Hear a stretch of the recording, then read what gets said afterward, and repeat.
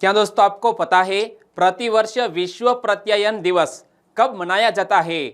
विश्व बैंक ने किसको अपना शिक्षा सलाहकार नियुक्त किया है? हाल ही में दोस्तों सोलर इक्लिप्स होने वाला है, तो सोलर इक्लिप्स क्यों होता है? ऐसे ही 13 बड़ी खबरों को कवर करते हुए हमने आज का बोले तो 9 जून 2021 का करंट अफेयर का वीडियो तैयार किया है।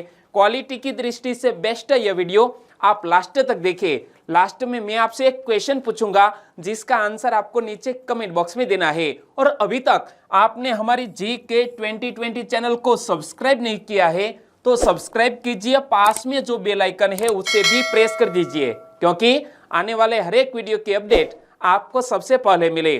चलिए बिना वक्त गंवाए स्टार्ट करते हैं पहले क्वेश्चन से। पहला क्वेश्चन, हाल ही में विश्व प्रत्यायन दिवस कब मनाया गया? प्रति वर्ष वर्ल्ड एक्रेडिटेशन डे मनाया जाता है 9 जून को, यानी कि आज ही है 9 जून विश्व प्रत्यायन दिवस। और यह दिवस मनाने का उद्देश्य क्या है, इस साल के विश्व प्रत्यायन दिवस की थीम क्या है, सभी फैक्टर आज मैं आपके सामने रख रहा हूं। तो ध्यान से देखो, वर्ल्ड एक्रेडिटेशन डे यानी कि विश्व प्रत्यायन दिवस मनाने का उद्देश्य क्या है? व्यापार और अर्थव्यवस्था में मान्यता की भूमिका को उजागर करना और बढ़ावा देना, इसी उद्देश्य से विश्व प्रत्यायन दिवस मनाया जाता है। और अंतरराष्ट्रीय प्रत्यायन फोरम यानी कि इंटरनेशनल एक्रेडिटेशन फोरम और अंतरराष्ट्रीय प्रयोगशाला प्रत्यायन सहयोग, जिसे शॉर्ट में बोले तो ILAC ने वर्ल्ड एक्रेडिटेशन डे 2021 के लिए एक थीम भी तय की है। और यहाँ थीम ऑफिशियल इमेज में देख सकते हैं, लेकिन छोटे अक्षर है और इसीलिए यहाँ बड़े अक्षरों में हम थीम पढ़ते हैं कि वर्ल्ड एक्रेडिटेशन डे 2021 की थीम क्या रखी गई है? Accreditation in supporting the implementation of the United nation sustainable development goals, यानी कि हमारे संयुक्त राष्ट्र संघ द्वारा जो सस्टेनेबल डेवलपमेंट गोल तय किए हैं, इन्हीं के बेस पर यह 2021 के विश्व प्रत्यायन दिवस की थीम रखी गई है। और यहाँ जब बात आती है इंपॉर्टेंट डे वाले क्वेश्चन की, तो कल ही मैंने आपको बताया था कि हमने जून मंथ शुरू हुआ तब से हमने कौन कौन से इंपॉर्टेंट डे मनाए हैं, आपको याद है? तो मेरे साथ साथ बोलिए। चलिए सीक्वेंस में याद करते हैं। सबसे पहले आया 1 जून। 1 जून को 2 महत्वपूर्ण दिवस मनाए गए, एक तो वर्ल्ड मिल्क डे यानी कि विश्व दुग्ध दिवस, और 1 जून को ही माता पिता दिवस यानी कि वर्ल्ड पेरेंट्स डे मनाया गया। उसके बाद आया 2 जून। 2 जून को तेलंगाना राज्य ने अपना स्थापना दिवस मनाया। उसके बाद आया 3 जून। 3 जून को वर्ल्ड बाइसिकल डे मनाया गया। क्या? वर्ल्ड बाइसिकल डे मनाया गया 3 जून को।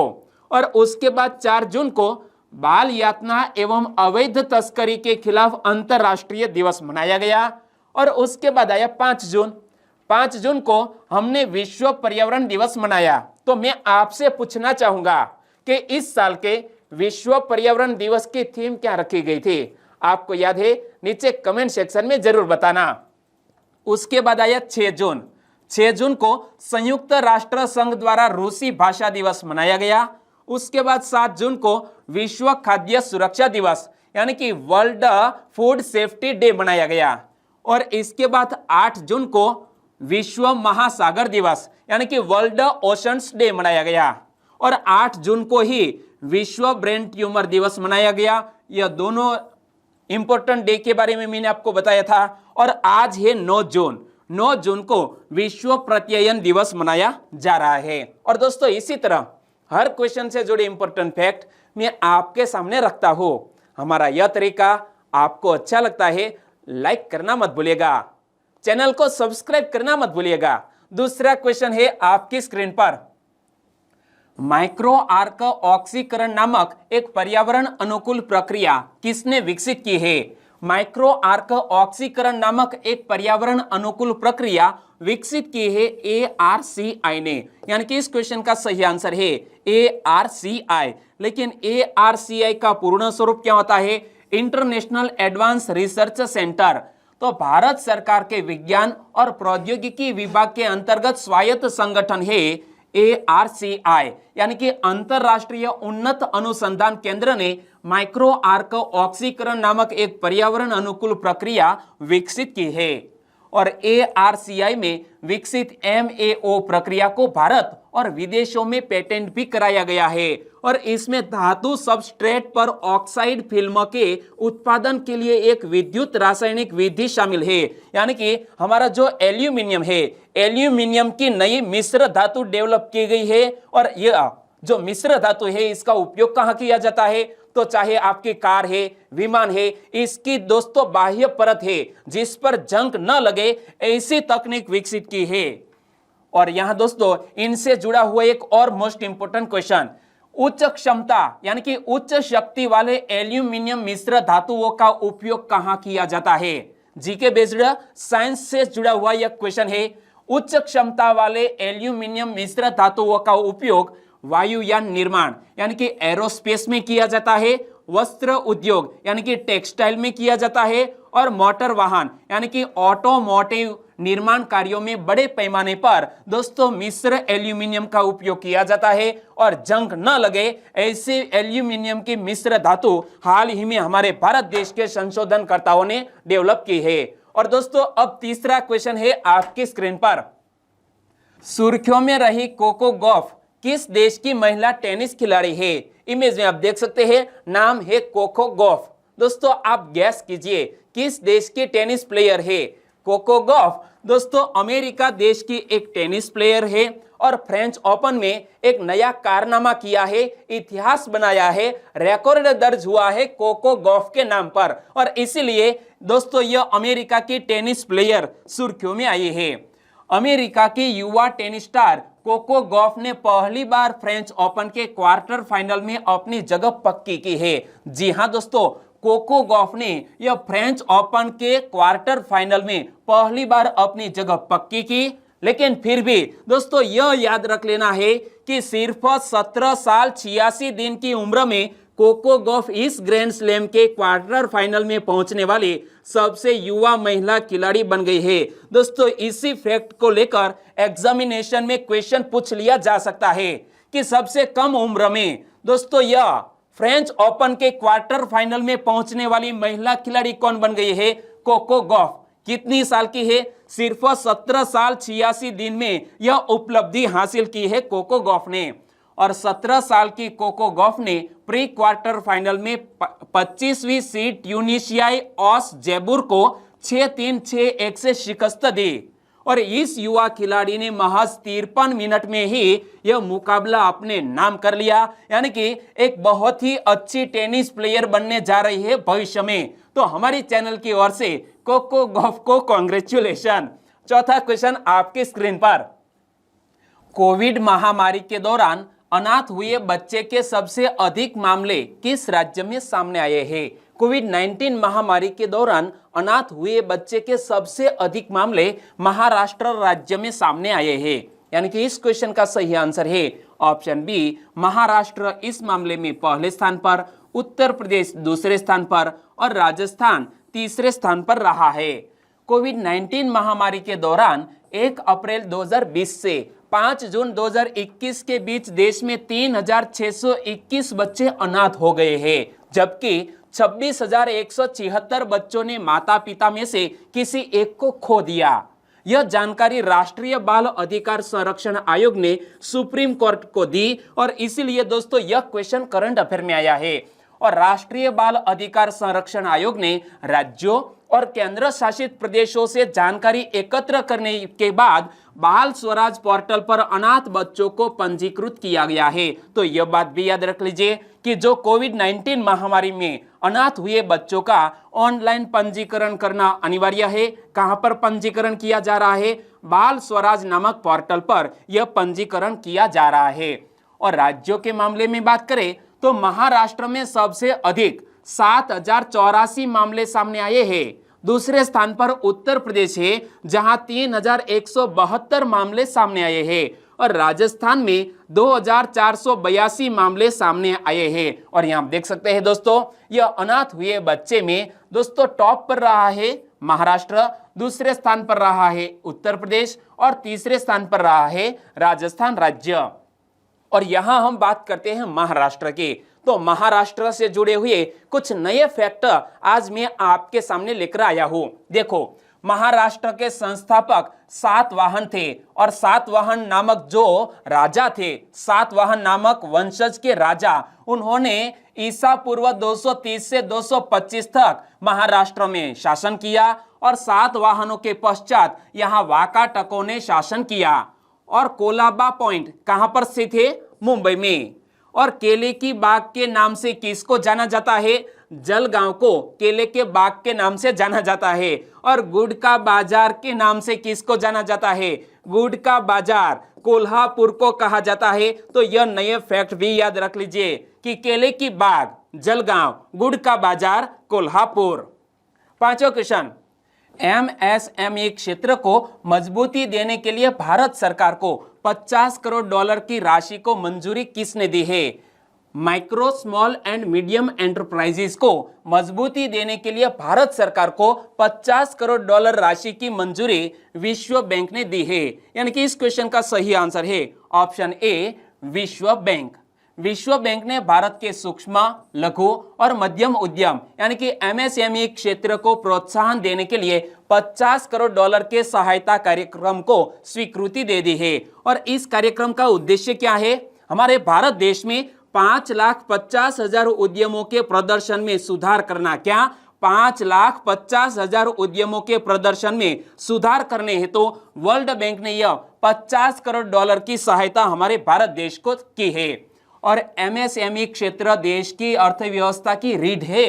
यह भारत के सकल घरेलू उत्पाद का 30% और निर्यात का 40% योगदान देता है। तो यह फैक्ट याद रख लीजिए कि एमएसएमई क्षेत्र देश की अर्थव्यवस्था की रीढ़ है और यह भारत के सकल घरेलू उत्पाद यानी कि हमारे जीडीपी का 30% और निर्यात का 40% योगदान देता है यह एमएसएमई। और एमएसएमई क्षेत्र की सहायता के लिए यह विश्व बैंक का दूसरा कार्यक्रम है।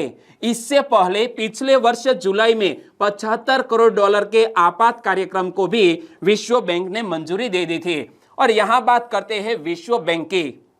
तो विश्व बैंक का उद्देश्य क्या है? सदस्य राष्ट्रों को पुनर्निर्माण और विकास के कार्यों में आर्थिक सहायता देना। विश्व बैंक का हेडक्वार्टर कहां पर स्थित है? अमेरिका के वॉशिंगटन डीसी में। और विश्व बैंक की स्थापना कब हुई? जुलाई 1944 में वर्ल्ड बैंक की स्थापना हुई। वर्तमान विश्व बैंक के अध्यक्ष कौन है? डेविड मालपास, इमेज में आप देख सकते हैं। और हमारे विश्व बैंक के managing director and chief financial officer कौन है? अंशुला कांत, हमारे भारतीय मूल की महिला, इमेज में आप देख सकते हैं।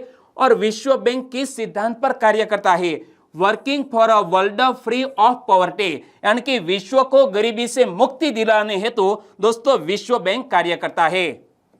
छठा क्वेश्चन, कितने वर्ष से ऊपर की उम्र के सभी नागरिकों के लिए भारत सरकार राज्यों को मुफ्त वैक्सीन मुहैया कराएगी?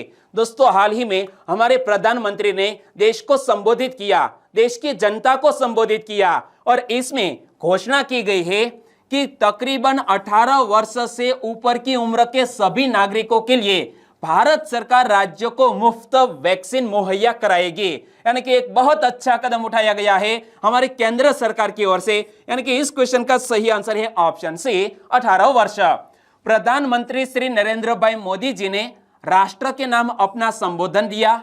उन्होंने इस दौरान कहा कि देश भर में अब कोविड टीकाकरण की जिम्मेवारी भारत सरकार की होगी। 21 जून यानी कि विश्व योग दिवस के अवसर पर देश के हर राज्य में 18 वर्ष से ऊपर की उम्र के सभी नागरिकों के लिए भारत सरकार राज्यों को मुफ्त वैक्सीन मुहैया कराएगी। कब से? 21 जून से। और वैक्सीन की किल्लत को दूर करने के लिए मिशन इंद्रधनुष को शुरू किया गया। तो यह बात भी याद रख लीजिए दोस्तों, वैक्सीन से जुड़ा हुआ एक अभियान जिसका नाम है मिशन इंद्रधनुष। और 3 और टीके का ट्रायल भी एडवांस स्टेज में चल रहा है। हमारे भारत देश में वर्तमान में 3 टीके अवेलेबल है कोरोना महामारी के, यानी कि कोविड वैक्सीन। कौन कौन से? तो एक है कोवैक्सीन, दूसरी है दोस्तों स्पुतनिक वी और तीसरी का नाम क्या है? आपको याद है? याद आ गया? Very nice, Covishield. ओके। और अभी 3 और टीके का ट्रायल भारत में चल रहा है और एडवांस स्टेज में चल रहा है। और इस लड़ाई में वैक्सीन हमारे लिए सुरक्षा कवच की तरह है। और देश में बन रही वैक्सीन में से 25% प्राइवेट सेक्टर के अस्पताल सीधे ले पाए, ये व्यवस्था भी जारी रहेगी। और प्राइवेट अस्पताल वैक्सीन की निर्धारित कीमत के उपरांत एक डोज पर अधिकतम 150 रुपये ही सर्विस चार्ज ले सकेंगे। और यह सभी निश्चित करना होगा राज्य सरकार को। और यहां पर क्या लिखा है, देश के नाम प्रधानमंत्री का संबोधन। देश भर में कोविड टीकाकरण की जिम्मेदारी अब भारत सरकार की होगी। तो हमारी भारत सरकार की ओर से जब यह कदम उठाया गया है तो दोस्तों यह सभी कोविड वैक्सीन है वो सभी सुरक्षित है, कोई भी साइड इफेक्ट नहीं है। तो आप बिना घबराए ले सकते हैं, लेकिन आपकी उम्र 18 वर्ष से अधिक होनी चाहिए। और दोस्तों जब कोवैक्सीन की बात आती है, यानी कि कोरोना वायरस महामारी है, तो आपको वैक्सीन लेनी है तो किस पोर्टल पर आपको पंजीकरण करना अनिवार्य है, आपको याद है? नीचे कमेंट सेक्शन में जरूर बताना। और प्रधानमंत्री गरीब कल्याण अन्न योजना को अब दीपावली तक आगे बढ़ाया जाएगा, यह बात भी हमारे प्रधानमंत्री श्री ने कही। यानी नवंबर तक 80 करोड़ से अधिक देशवासियों को हर महीने तय मात्रा में मुफ्त अनाज उपलब्ध होगा। और यह किस योजना के तहत? प्रधानमंत्री गरीब कल्याण अन्न योजना के तहत। सातवां क्वेश्चन, सूर्य ग्रहण क्यों होता है? दोस्तों हमारा यह जो सूर्य ग्रहण की घटना है वो हाल ही में होने वाली है। कब? 10 जून को होने वाली है। लेकिन यह जो सूर्य ग्रहण है, सोलर इक्लिप्स है, वो भारत में नहीं दिखाई देने वाला। लेकिन फिर भी यह महत्वपूर्ण क्वेश्चन है और इसीलिए मैंने आपको बताया है। सूर्य ग्रहण क्यों होता है? जब चंद्रमा पृथ्वी और सूर्य के बीच आता है तब सोलर इक्लिप्स होता है। क्या? जब यह चंद्रमा, यह है सूर्य और यह है हमारी पृथ्वी। तो यहां दोस्तों पृथ्वी से हम जब सूर्य को देखते हैं तो बीच में कौन आ जाता है? चंद्रमा। और इसीलिए कुछ हिस्सा यह सूर्य का हमें नहीं दिखाई पड़ता और इसीलिए यह सोलर इक्लिप्स होता है। तो जब चंद्रमा पृथ्वी और सूर्य के बीच आता है तब यह सूर्य ग्रहण होता है। और यह क्वेश्चन करंट अफेयर में क्यों आया वो भी मैं आपको बताऊंगा। लेकिन दोस्तों 26 मई का करंट अफेयर आप याद कीजिए, जब दोस्तों लनर इक्लिप्स था, यानी कि चंद्र ग्रहण था, और तब भी मैंने आपको यह सारे क्वेश्चन बताए थे। फिर भी एक बार करंट अफेयर में आ गया है तो चलिए याद कर लेते हैं। सूर्य ग्रहण क्यों होता है? जब चंद्रमा पृथ्वी और सूर्य के बीच आता है। यहां पर देख सकते हैं दोस्तों, यह है चंद्रमा और यह है सूर्य और यह है हमारी पृथ्वी, यानी कि चंद्रमा सूर्य और पृथ्वी के बीच आता है तब यह सोलर इक्लिप्स होता है। और यह करंट अफेयर में क्यों? तो देखो 148 वर्ष के बाद शनि जयंती के दिन साल का पहला सूर्य ग्रहण पड़ रहा है। कितने? 148 वर्ष बाद शनि जयंती के दिन साल का पहला सूर्य ग्रहण पड़ रहा है और इसीलिए करंट अफेयर में आपको बताना जरूरी मैंने समझा। और शनि जयंती के दिन 10 जून को सूर्य और शनि का अद्भुत योग बनेगा। हालांकि इस बार लगने वाला ग्रहण भारत में दिखाई नहीं देगा, तो यह हमारे लिए दोस्तों एक अच्छी बात नहीं है। लेकिन फिर भी जो हमारे ऐसे जो ज्योतिष है वो मानते हैं कि इसका सानुकूल प्रभाव हमारे भारत देश पर पड़ेगा। तो दोस्तों चंद्र ग्रहण के संदर्भ में कौन सा कथन सही है? यह क्वेश्चन मैंने आपको 26 मई के करंट अफेयर में बताया था, क्योंकि तब चंद्र ग्रहण हुआ था। चंद्र ग्रहण के संदर्भ में कौन सा कथन सही है? तो दोनों सेंटेंस को ध्यान से पढ़ते हैं। चंद्र ग्रहण पूर्णिमा के दिन मीन्स पूर्णिमा की रात को होता है, बिल्कुल सही। और दोस्तों जो सोलर इक्लिप्स है वो अमावस्या के दिन होता है। ओके। और चंद्र ग्रहण के समय धरती सूर्य और चंद्रमा के बीच में आ जाती है। क्या? समझिए, धरती सूर्य और चंद्रमा के बीच आ जाती है और इसीलिए जो सूर्य की रोशनी है वो चंद्रमा पर नहीं पड़ती और इसीलिए कुछ हिस्सा हमें चंद्रमा का नहीं दिखाई देता। तो यह बात भी बिल्कुल सही है। तो यहां हमें पूछा गया है कौन सा कथन सही है? 1 और 2 दोनों कथन सही है। हमारा आंसर बन जाता है ऑप्शन सी। और इस घटना को मैं आपको इमेज के जरिए समझाता हूं। तो यह है सूर्य और यह है चंद्रमा और दोनों के बीच हमारी पृथ्वी आ जाती है, तब यह सूर्य की जो धूप है वो चंद्रमा पर नहीं पड़ती और इसीलिए लनर इक्लिप्स होता है। समझ गए? Very nice. चंद्र ग्रहण क्यों होता है? जब पृथ्वी सूर्य और चंद्रमा के बीच आ जाती है तब यह लनर इक्लिप्स होता है। और किस चंद्रमा की स्थिति में चंद्र ग्रहण होता है? तो फुल मून यानी कि पूर्णिमा की रात को ही दोस्तों यह चंद्र ग्रहण होता है। क्या? फुल मून को ही दोस्तों चंद्र ग्रहण होता है। और ब्लड मून किसे कहते हैं? तो यहां आप देख सकते हैं जब लनर इक्लिप्स होता है तब यह जो चंद्रमा है वो बिल्कुल रेड कलर का हो जाता है, इसे हम बोलते हैं ब्लड मून। क्या? यह गहरी लाल चमक के साथ पूर्ण चंद्र ग्रहण होता है, इसे कहा जाता है ब्लड मून की घटना। क्या? यह गहरी लाल चमक के साथ पूर्ण चंद्र ग्रहण होता है, इसे बोलते हैं ब्लड मून। और चंद्र ग्रहण के दौरान चंद्रमा का लाल रंग क्यों होता है? क्योंकि पृथ्वी के वायुमंडल में धूल होने के कारण यह चंद्रमा का रंग है वो लाल दिखाई पड़ता है। और एक कैलेंडर वर्ष के दौरान चंद्र ग्रहण की अधिकतम संख्या कितनी हो सकती है? कोई दोस्त ने लिखा था कि शायद 12 पूर्णिमा आती है और इसीलिए 12 चंद्र ग्रहण हो सकते हैं, लेकिन ऐसा बिल्कुल नहीं है। एक कैलेंडर वर्ष में अधिकतम 3 बार चंद्र ग्रहण हो सकता है, तो यह बात भी याद रख लीजिए। और इस साल पहला पूर्ण चंद्र ग्रहण 26 मई को हुआ था, तब भी मैंने आपको बताया था। और भारत में सिर्फ आंशिक चंद्र ग्रहण चंद्रोदय के ठीक बाद दिखाई दिया और यह चंद्र ग्रहण का अंतिम चरण था। और कहां पर दिखाई दिया?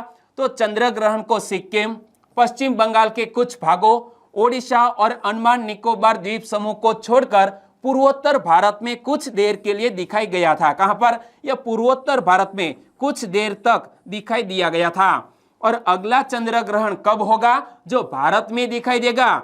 19 नवंबर को आप देख सकते हैं, 19 नवंबर 2021 को अगला चंद्र ग्रहण होगा जो हमारे भारत देश में दिखाई देगा।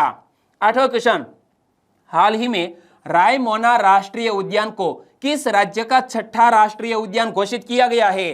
दोस्तों यहां मैंने आपके सामने जो ऑप्शन रखे हैं 4 राज्यों के, तो चारों राज्यों को आपको मैप में पहचानना है। चलिए मेरे साथ साथ पहचानिए। यह कौन सा राज्य है? ओडिशा। यह कौन सा है? असम। यह कौन सा है?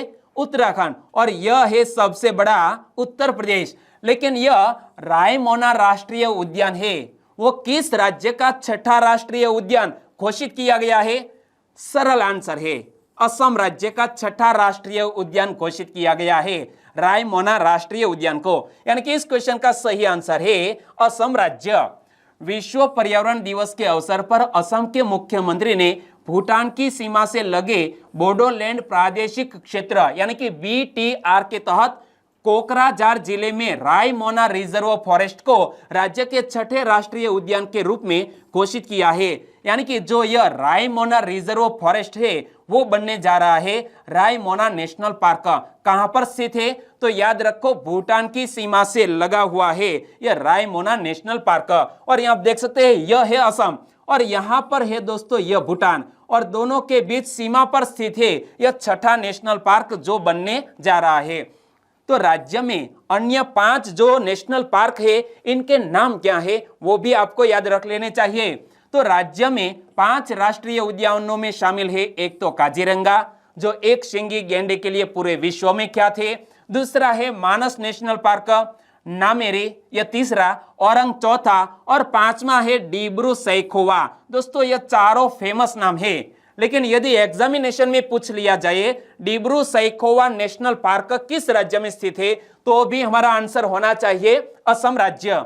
और बोडोलैंड प्रादेशिक क्षेत्र यानी कि BTR के भीतर स्थित रायमोना राष्ट्रीय उद्यान 422 वर्ग किलोमीटर के क्षेत्र के साथ एक सन्निहित वन का हिस्सा है। यानी कि यह रायमोना नेशनल पार्क है वो तकरीबन 422 वर्ग किलोमीटर में फैला होगा, जो भारत भूटान सीमा के साथ अधिसूचित रिपु रिजर्व वन के उत्तरी भाग को कवर करता है। और यहाँ कौन कौन से प्राणी पाए जाते हैं? तो सुनहरे लंगूर, एशियाई हाथियों, बाघ, क्लाउडेड तेंदुआ, भारतीय गौर, जंगली भैंस, चित्तीदार हिरण और हॉर्नबिल के साथ तितलियों की 150 से अधिक प्रजातियों, पक्षियों की 170 प्रजातियों तथा पौधे एवं ऑर्किड की 380 किस्में मौजूद है इस नेशनल पार्क में। ओके, और यहां बात करते हैं असम राज्य के। तो असम से जुड़ा हुआ यह क्वेश्चन कुछ दिन पहले, कुछ सप्ताह पहले ही करंट अफेयर में आया था कि असम के नए मुख्यमंत्री कौन बने। सिंपल सा क्वेश्चन था, हेमंत बिस्वा शर्मा असम के नए मुख्यमंत्री बने। और तब भी मैंने आपको असम से जुड़े हुए बहुत से क्वेश्चन बताए थे। तो फिर से एक बार हम याद कर लेते हैं। असम विधानसभा सीटों की संख्या कितनी है? 126 असम विधानसभा सीटों की संख्या। और भारतीय जनता पार्टी ने 126 सदस्यीय असम विधानसभा में कितनी सीटों पर जीत दर्ज की है? 60 सीटों पर भारतीय जनता पार्टी ने असम में जीत दर्ज की। और भारतीय जनता पार्टी ने असम में किस पार्टी के गठबंधन से सरकार बनाई? तो असम गण राज्य परिषद और यूनाइटेड पीपुल्स पार्टी लिबरल, इन दोनों के साथ गठबंधन से भारतीय जनता पार्टी ने सरकार बनाई। हेमंत बिस्वा शर्मा ने किस सीट से चुनाव जीता है? जालुकबारी सीट से लगातार 5वीं बार हेमंत बिस्वा शर्मा ने चुनाव जीता और वो बन गए हैं असम के नए मुख्यमंत्री। और मई 2001 में वह पहली बार जालुकबारी सीट से जीते थे। और पहले निवर्तमान चीफ मिनिस्टर कौन? सर्बानंद सोनोवाल ने राज्यपाल जगदीश मुखी को अपना इस्तीफा सौंप दिया और बाद में दोस्तों असम राज्य के नए मुख्यमंत्री बन गए हैं हेमंत बिस्वा शर्मा। और असम का राज्य गान ओ मोर आपनोर देश किसने लिखा है? असम का एक राज्य गान है जिसके शब्द है ओ मोर आपनोर देश और लिखा है लक्ष्मीनाथ बेजबरोबा ने। और असम के राज्य गान को राज्य का आधिकारिक गान कब घोषित किया गया? 18 नवंबर 2013 को। और असम में कितने जिले हैं? तो याद रख लीजिए, असम में 27 जिले हैं। कितने? 27 जिले हैं असम राज्य में। और असम के प्रथम राज्यपाल कौन थे? रॉबर्ट नील रीड। और असम के प्रथम मुख्यमंत्री कौन थे? गोपीनाथ बोरदोलोई। और असम का राजकीय वृक्ष कौन सा है? होलोंग। और असम का राजकीय पुष्प है द्रौपदी माला, यानी कि इसे इंग्लिश में फॉक्स टेल ऑर्किड भी कहा जाता है। और असम का राजकीय पक्षी है श्वेत पंख वाला काठ बतख। क्या? श्वेत पंख वाला काठ बतख जो असम का राजकीय पक्षी है। नवा क्वेश्चन, CSIR सोसाइटी की बैठक की अध्यक्षता किसने की? CSIR, इसका तो पहले फुल फॉर्म क्या होता है वो यहां पढ़ सकते हैं। Council of scientific and industrial research. CSIR का पूर्ण स्वरूप हिंदी में कहे तो वैज्ञानिक तथा औद्योगिक अनुसंधान परिषद। और इसकी हाल ही में एक बैठक आयोजित की गई और बैठक की अध्यक्षता किसने की? हमारे देश के प्रधानमंत्री श्री ने CSIR सोसाइटी की बैठक की अध्यक्षता की। यानी कि इस क्वेश्चन का सही आंसर है हमारे देश के प्रधानमंत्री। बोले तो हमारे प्राइम मिनिस्टर है नरेंद्र भाई मोदी, लेकिन वो कौन से नंबर के प्राइम मिनिस्टर है वो आपको आज नीचे कमेंट सेक्शन में बताना है। हम बात करते हैं यह महत्वपूर्ण बैठक की। तो हाल ही में प्रधानमंत्री ने वीडियो कॉन्फ्रेंस के माध्यम से वैज्ञानिक तथा औद्योगिक अनुसंधान परिषद यानी कि council of scientific and industrial research, short में बोले तो CSIR सोसाइटी की बैठक की अध्यक्षता की है। और दोस्तों यह महत्वपूर्ण बैठक इसीलिए है क्योंकि कोविड महामारी में यह कई बार करंट अफेयर में रहा है CSIR, तो इसके बारे में आपको A to Z पता होना चाहिए। और आज CSIR की जन्म कुंडली निकालते हैं। क्या? जन्म कुंडली निकालते हैं। और एग्जामिनेशन में कोई भी क्वेश्चन पूछ लिया जाए तो आपका आंसर गलत नहीं होगा। यह सभी फैक्ट आज मैं आपके सामने लेकर आया हूं CSIR के बारे में। यह भारत का सबसे बड़ा अनुसंधान एवं विकास संगठन है। 37 राष्ट्रीय प्रयोगशालाओं, 39 दूरस्थ केंद्रों, 3 नवोन्मेषी परिसरों और 5 इकाइयों के एक सक्रिय नेटवर्क के साथ इसकी उपस्थिति पूरे भारत देश में है। और स्कीमागो इंस्टीट्यूशंस रैंकिंग वर्ल्ड रिपोर्ट 2021 के अनुसार वह विश्व भर के 1587 सरकारी संस्थानों में से 37वें स्थान पर है। यानी कि पूरे विश्व में यह हमारा संस्थान 37वें स्थान पर है। और शीर्ष 100 वैश्विक सरकारी संस्थानों में एकमात्र यह भारतीय संगठन है। और यह फैक्ट याद रख लीजिए। और भी महत्वपूर्ण बात है, एशिया में CSIR 7वें स्थान पर है। कौन से स्थान पर? 7वें स्थान पर। और हमारे प्रधानमंत्री इसका अध्यक्ष होते हैं और पदेन अध्यक्ष होते हैं तथा केंद्रीय विज्ञान और प्रौद्योगिकी मंत्री इसका उपाध्यक्ष यानी कि पदेन उपाध्यक्ष होते हैं। कौन? हमारे केंद्रीय विज्ञान एवं प्रौद्योगिकी मंत्री। और CSIR विज्ञान एवं प्रौद्योगिकी मंत्रालय द्वारा वित्त पोषित किया जाता है। किसके द्वारा? विज्ञान एवं प्रौद्योगिकी मंत्रालय द्वारा CSIR वित्त पोषित है। और यह सोसाइटी पंजीकरण अधिनियम 1860 के अंतर्गत एक स्वायत्त निकाय के रूप में पंजीकृत है। और CSIR से जुड़े हुए यह 3 फैक्टर कि CSIR की स्थापना कब हुई? सितंबर 1942 में। और कहां पर अवस्थित है? नई दिल्ली में। उद्देश्य क्या है? CSIR की स्थापना का उद्देश्य, परिषद का उद्देश्य राष्ट्रीय महत्व से संबंधित वैज्ञानिक और औद्योगिक अनुसंधान करना है। 10वां क्वेश्चन, हाल ही में विश्व बैंक ने शिक्षा सलाहकार किसको नियुक्त किया है? हमारी विश्व बैंक ने शिक्षा सलाहकार नियुक्त किया है दोस्तों ग्लोबल टीचर्स अवार्ड विजेता हमारे भारत देश के नागरिक रणजीत सिंह दिसाले को। यानी कि इस क्वेश्चन का सही आंसर है रणजीत सिंह दिसाले। इमेज आप देख सकते हैं 2020 के ये दोस्तों जो ग्लोबल टीचर्स प्राइज थी वो हमारे रणजीत सिंह दिसाले ने प्राप्त की थे और हमारे देश का गौरव बढ़ाया था और वो अब बन गए हैं विश्व बैंक के शिक्षा सलाहकार। रणजीत सिंह दिसाले को जून 2021 से जून 2024 तक यानी कि तकरीबन 4 साल तक विश्व बैंक शिक्षा सलाहकार नियुक्त किया गया है। वह 2020 में ग्लोबल टीचर्स अवार्ड से सम्मानित होने वाले पहले भारतीय है। अब विश्व बैंक द्वारा मार्च 2021 में शुरू किए गए कोच प्रोजेक्ट पर काम करेंगे। और रणजीत सिंह दिसाले के फैमिली और वो कहां पर टीचर्स के रूप में कार्यरत है उनके बारे में मैं आपको बताऊं तो रणजीत सिंह दिसाले महाराष्ट्र के सोलापुर जिले के परितवाड़ी गांव के रहने वाले हैं। कहां पर? सोलापुर जिले के परितवाड़ी गांव के रहने वाले हैं। वह शुरू में एक इंजीनियर बनना चाहते थे लेकिन बाद में शिक्षक के प्रशिक्षण कार्यक्रम में शामिल हो गए। वह 2020 में ग्लोबल टीचर्स अवार्ड से सम्मानित होने वाले पहले भारतीय है। तो यह फैक्ट एग्जामिनेशन के लिए मोस्ट इंपोर्टेंट है, नाम मत भूलिएगा। रणजीत सिंह दिसाले 2020 का ग्लोबल टीचर्स अवार्ड जीत लिया है। 11वां क्वेश्चन, हिमालय के ग्लेशियर, जलवायु परिवर्तन, ब्लैक कार्बन और क्षेत्रीय लचीलापन, इस टाइटल से एक रिपोर्ट हाल ही में प्रकाशित की गई। लेकिन इस रिपोर्ट को प्रकाशित किसने किया है यह क्वेश्चन करंट अफेयर में आया है। तो हिमालय के ग्लेशियर, जलवायु परिवर्तन, ब्लैक कार्बन और क्षेत्रीय लचीलापन, यह टाइटल से जो रिपोर्ट प्रकाशित की है वो रिपोर्ट बनाई है विश्व बैंक ने। यानी कि इस क्वेश्चन का सही आंसर है विश्व बैंक।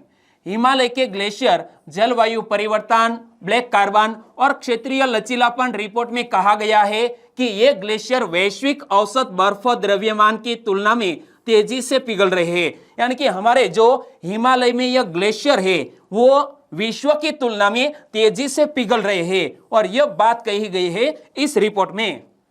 हालांकि ब्लैक कार्बन से संबंधित मजबूत नीति ग्लेशियरों के पिघलने की प्रक्रिया को तेजी से रोक सकती है। और ब्लैक कार्बन एक तरह का एरोसोल है। ये एरोसोल हवा में सूक्ष्म ठोस कणों या तरल बूंदों का निलंबन होता है। और यह अनुसंधान रिपोर्ट विश्व बैंक द्वारा जारी की गई है और इसमें हिमालय, काराकोरम और हिंदू कुश पर्वत श्रृंखलाएं शामिल है। और ऐसा सामने बात कि यह जो ग्लेशियर है वो विश्व की तुलना में तेजी से पिघल रहे हैं। 12वां क्वेश्चन, फॉर्मूला 1 की अजरबैजान ग्रैंड प्रिक्स किसने जीते?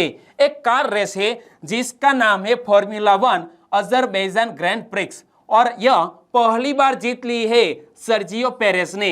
यानी कि इस क्वेश्चन का सही आंसर है सर्जियो पेरेज। आपने कई बार सुना होगा कि फॉर्मूला 1 की कोई भी रेस होती है लुइस हैमिल्टन ही हमेशा अव्वल आते हैं या तो मैक्स वेरस्टेपेन, लेकिन दोनों को पीछे छोड़कर इस बार सर्जियो पेरेज यह फॉर्मूला 1 अजरबैजान ग्रैंड प्रिक्स में पहले स्थान पर रहे। और वो किस कार के ड्राइवर है, कहां के ड्राइवर है? रेड बुल के ड्राइवर है। इमेज आप देख सकते हैं। Red bull racer Sergio Perez ने अजरबैजान ग्रैंड प्रिक्स जीत लिया है। इसमें मैक्स वेरस्टेपेन और लुइस हैमिल्टन दोनों जीतने में असफल रहे। रेड बुल में शामिल होने के बाद पेरेज की यह पहली जीत है। दोस्तों याद रख लीजिए कि यह सर्जियो पेरेज की रेड बुल में शामिल होने के बाद पहली जीत है और वेरस्टेपेन के 5 लैप्स बाकी थे जिसमें पहले ही उनके कार में दुर्घटनाग्रस्त हो गई थे। यानी कि यह जो मैक्स वेरस्टेपेन है उनकी कार दुर्घटनाग्रस्त हो गई और इसीलिए शायद पीछे छूट गए थे। 13वां क्वेश्चन, हाल ही में सामी खेदीरा ने संन्यास की घोषणा की, वे किस खेल से जुड़े हैं? सामी खेदीरा ने संन्यास की घोषणा की, वो एक जाने माने फुटबॉल प्लेयर थे और संन्यास लेने की घोषणा की है, यानी कि इस क्वेश्चन का सही आंसर है फुटबॉलर थे। जर्मनी के फीफा विश्व कप विजेता सामी खेदीरा ने संन्यास की घोषणा कर दी है। उन्होंने वीएफबी स्टटगार्ट से अपना करियर शुरू किया और रियल मैड्रिड में जाने से पहले 2006-07 सीजन में लीग खिताब जीतने में उनकी मदद की, जहां उन्होंने ट्रॉफी से लेस स्पेल में लीग और चैंपियंस लीग जीती थी। और सामी खेदीरा ने जर्मनी के लिए 77 मैच खेले और 7 गोल भी दागे और ब्राजील में 2014 विश्व कप जीतने में उनकी मदद अहम थी और हाल ही में संन्यास ले लिया है एग्जामिनेशन के पॉइंट ऑफ व्यू से। सामी खेदीरा किस खेल से जुड़े हुए हैं? एक जाने माने फुटबॉलर प्लेयर। ओके, और अब बात करते हैं लास्ट वीडियो के क्वेश्चन की। लास्ट वीडियो में मैंने आपसे क्वेश्चन पूछा था, हिंदी है हम अभियान किसके द्वारा चलाया गया? हिंदी है हम अभियान अमर उजाला के द्वारा चलाया गया, यानी कि इस क्वेश्चन का सही आंसर था ऑप्शन बी, अमर उजाला। लगभग सभी दोस्तों ने बिल्कुल सही जिक्र किया है। इनमें से कुछ फ्रेंड के नाम लेना चाहूंगा, तो वो है नीलेश पाटनवाड़िया, महेश मोहानिया, पटेल उर्वशी ने इसके बारे में डिटेल में बताया। और साथ साथ यह वीडियो बहुत ध्यान से देखा है, क्योंकि कल ही मैंने आपसे पूछा था कि जम्मू कश्मीर की विंटर कैपिटल और समर कैपिटल कौन कौन से है, तो उनके बारे में सही आंसर दिया है पटेल उर्वशी को, थैंक यू सो मच। और अर्पिता सोलंकी, आपका आंसर बिल्कुल सही। अश्विन पलास और रसिक जी परमार, आपका आंसर भी बिल्कुल सही है। हमारे और भी सब्सक्राइबर फ्रेंड है जिन्होंने इस क्वेश्चन का सही आंसर बताया, हितेश राठवा, मेघा परमार, नीलोफर मेर, सुमित्रा परमार, एसएम राठौड़ और दुला मनोज। तो इन सभी दोस्तों को दिल से थैंक यू। और आज के वीडियो का क्वेश्चन ए रहा स्क्रीन पर, धरती के लाल 7 हिंदुस्तानी परदेसी जैसी फिल्मों का निर्देशन किसने किया? सिंपल सा क्वेश्चन है। कल ही मैंने आपको 7 हिंदुस्तानी के बारे में भी बताया था विथ इमेज, तो बताइए यह सभी फिल्मों का निर्देशन किसने किया है? सही ऑप्शन चुन लिया, वेरी नाइस। अब कमेंट में आंसर लिख दीजिए और कल मिलेंगे तब इसी क्वेश्चन की चर्चा करेंगे। वीडियो वाकई में आपको अच्छा लगा है, हेल्पफुल लगा है, तो आपके दोस्तों को फेसबुक, व्हाट्सएप या टेलीग्राम के जरिए इस वीडियो की लिंक शेयर करना मत भूलिएगा। बस छोटी सी उम्मीद के साथ वीडियो खत्म करते हैं, फिर मिलेंगे नए करंट अफेयर वीडियो के साथ। तब तक के लिए टेक केयर एंड जय हिंद।